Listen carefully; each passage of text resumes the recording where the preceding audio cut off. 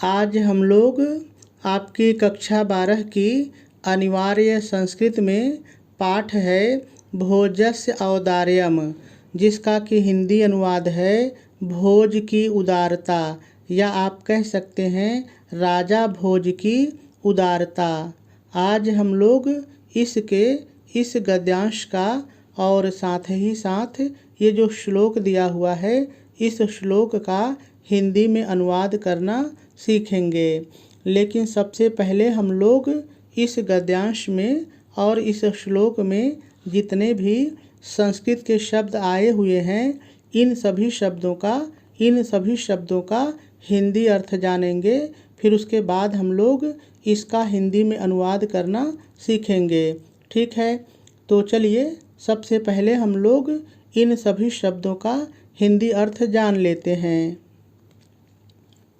राजा, देखिए राजा सरल है लेकिन हम लोग इसको थोड़ा सा बदल करके बोलेंगे राजा ने। राजा यानी राजा ने। तुष्टः, तुष्टः माने संतुष्ट होकर, तुष्टः माने संतुष्ट होकर। तस्मै, तस्मै माने उसे, तस्मै माने उसे। प्रत्यक्षरम, देखिए प्रत्यक्षरम माने प्रत्येक अक्षर पर, या आप कह सकते हैं एक एक अक्षर पर, एक एक अक्षर पर। लक्षम, लक्षम माने एक एक लाख मुद्राएं, एक एक लाख मुद्राएं। ददव, ददव माने दिए, ददव माने दिए। अन्यदा, देखिए अन्यदा माने अगले दिन, या आप कह सकते हैं अन्य किसी दिन, अगले दिन या अन्य किसी दिन, कोई एक आप बोल सकते हैं। राजा सरल है, कोई दिक्कत नहीं है। सम उपस्थिताम, सम उपस्थिताम माने पास में स्थित या पास में उपस्थित, कोई एक बोल करके अनुवाद कर लीजिए।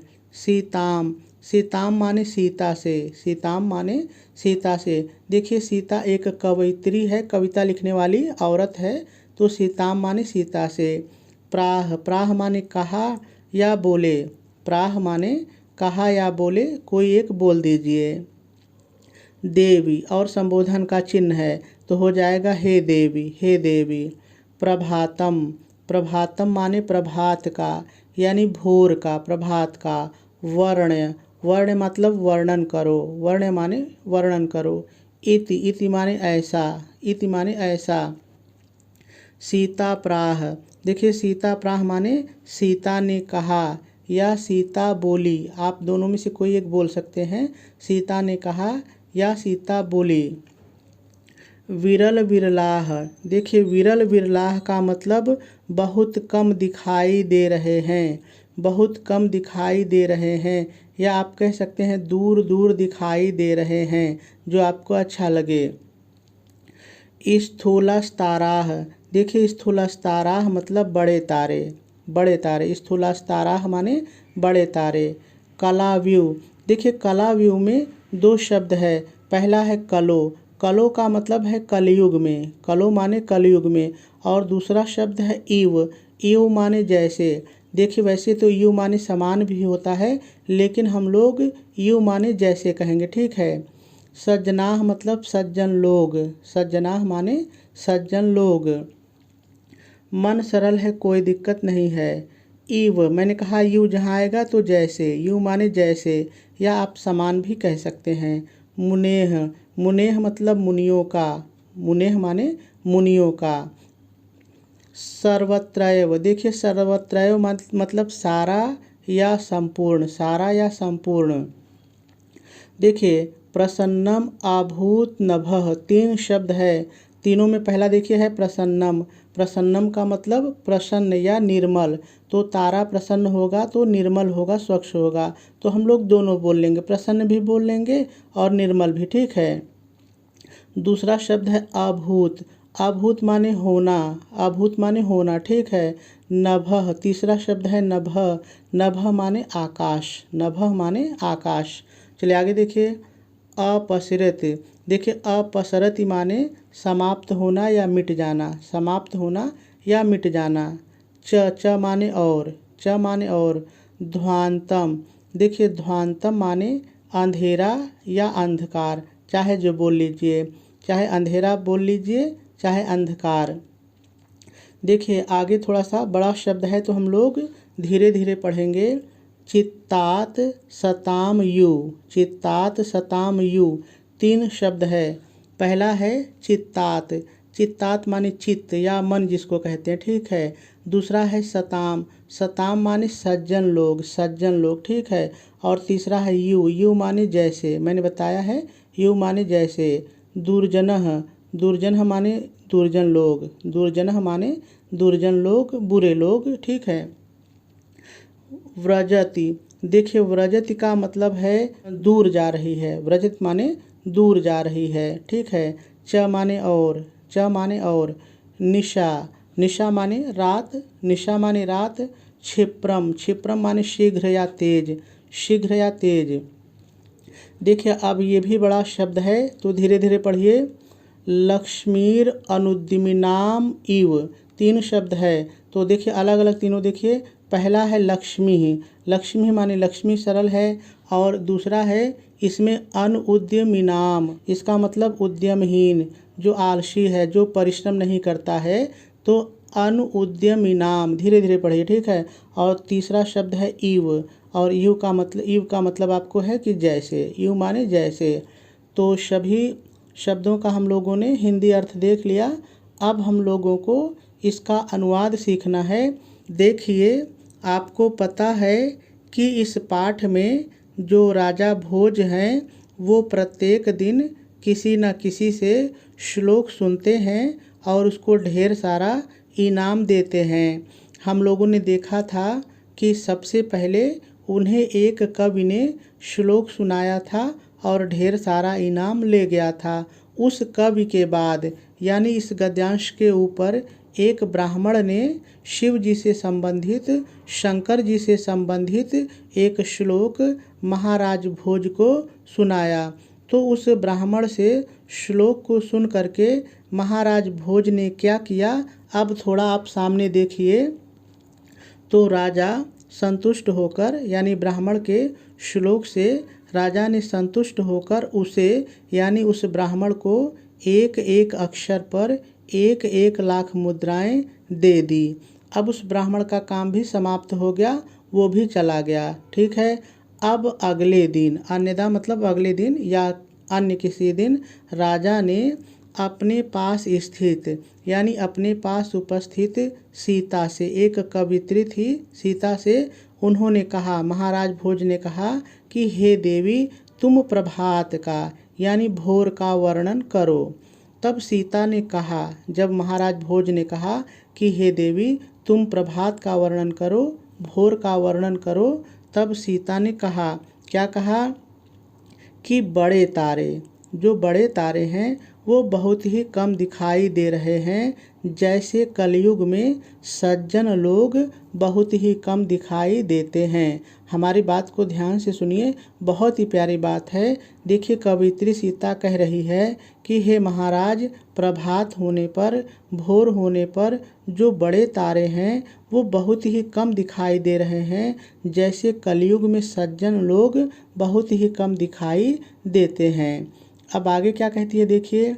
अब आगे सीता कहती है कि हे महाराज भोर होने पर मुनियों के मन के जैसे ही पूरा या सारा, पूरा जो आकाश है वो प्रसन्न यानी निर्मल हो गया है। बहुत ही प्यारी लाइन है। अब सीता कहती है कि हे महाराज प्रभात होने पर, भोर होने पर जैसे मुनियों का मन प्रसन्न होता है, उसी तरह से पूरा आकाश जो है वो प्रसन्न हो गया है यानी निर्मल हो गया है। अब तीसरी लाइन में देखिए। अब आगे सीता कहती है कि हे महाराज और अंधेरा, और अंधेरा इस तरह से समाप्त हो रहा है जैसे जैसे जो सज्जन लोग होते हैं उनके मन से दुर्जन लोग समाप्त हो जाते हैं, चले जाते हैं। ध्यान से एक बार मेरी बात को फिर से सुनिए। जो कवित्री सीता है वो कह रही है कि हे महाराज प्रभात होने पर और जो अंधेरा है वो समाप्त हो रहा है, जैसे जैसे जो सज्जन लोग होते हैं उनके मन से बुरे लोग दूर हो जाते हैं, दुर्जन लोग दूर चले जाते हैं, मिट जाते हैं। ठीक है। अब देखिए इस लाइन में क्या कह रही है सीता। सीता कहती है कि हे महाराज, भोर होने पर जो अंधकार है वो शीघ्रता से उसी तरह से दूर चला जा रहा है जिस तरह से अनउद्यमी व्यक्ति यानी आलसी व्यक्ति की लक्ष्मी माने धन दौलत, जिस तरह से आलसी व्यक्ति की जो लक्ष्मी है वो उससे दूर चली जाती हैं। इस लाइन को एक बार फिर से देखिए। जो सीता है वो कह रही हैं कि हे महाराज, भोर होने पर जो रात है शीघ्रता से उसी तरह से दूर चली जा रही है जैसे कोई आलसी व्यक्ति होता है तो उसकी लक्ष्मी, उसका धन उससे दूर चला जाता है। ठीक है। देखिए यही इसका हिंदी अनुवाद है। आप ऐसे भी सुन करके लिख सकते हैं, लेकिन चलिए अब हम लोग एक एक शब्दों का प्रयोग करके इसका हिंदी में अनुवाद सीखते हैं।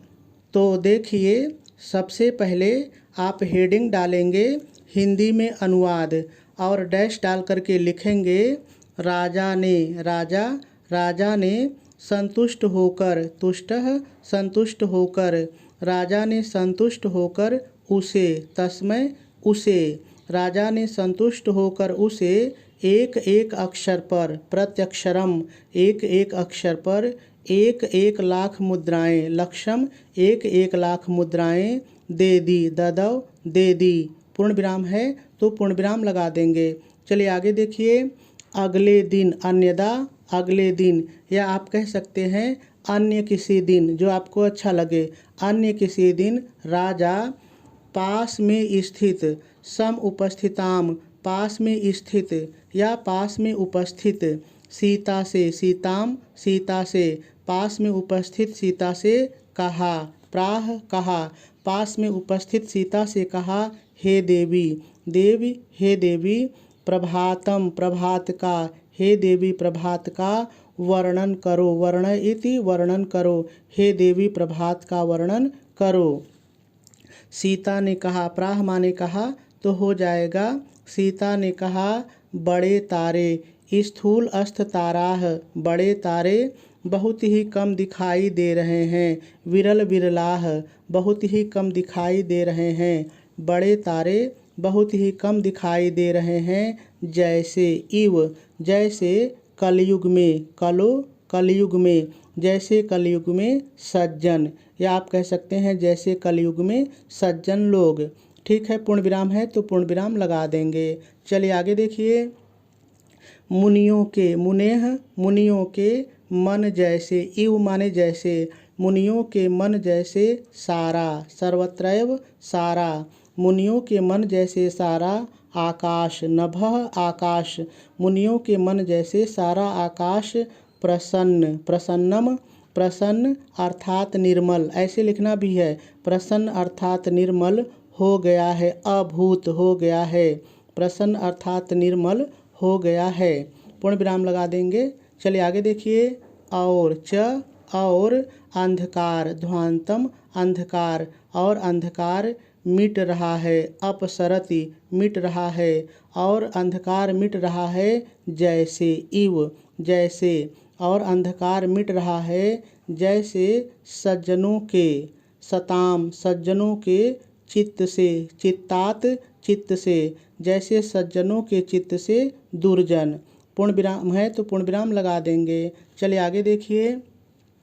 और यहाँ से शुरू करिए। और रात्रि, निशा रात या रात्रि, और रात उद्यमहीनों की, अनउद्यमिनाम उद्यमहीनों की लक्ष्मी जैसे, यू माने जैसे, और रात उद्यमहीनों की लक्ष्मी जैसे शीघ्रता से, क्षिप्रम शीघ्रता से भागी जा रही है, या कह सकते हैं दूर होती जा रही है, व्रजति दूर होती जा रही है।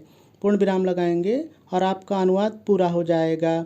चलिए एक बार इस अनुवाद को मैं बिना रुके हुए बोलता हूँ।